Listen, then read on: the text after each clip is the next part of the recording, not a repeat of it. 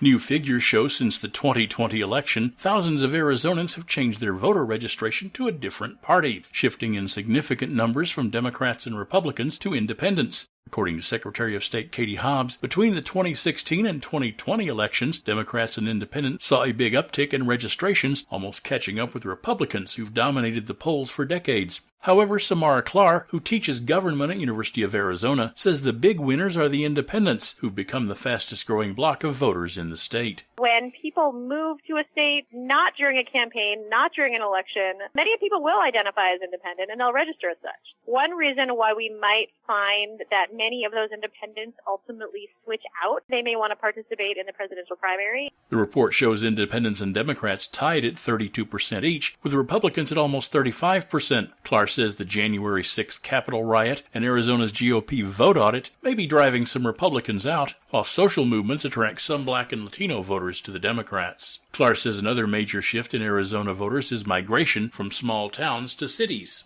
This really important demographic shift we're seeing in Arizona is declining populations in rural counties and very rapidly increasing populations in urban counties. The rapid population growth in Maricopa County is a great thing for the Democrats. Paul Benst, a pollster with the High Ground Consulting Group, says Arizona's closed primary system means many independent voters will need to declare a party affiliation if they want to vote in the early presidential election. While you can vote in other races, you can't vote in the presidents without being of the party. We saw a pretty significant shift to Republican, a significant uptick in Republican registration for people who either wanted to vote for Trump or vote against Trump. He says while Democrats and Republicans will spend a lot of time and money on voter registration drives for the 2022 and 2024 elections, both parties are likely to get the biggest increase in voters from the ranks of Arizona's independents.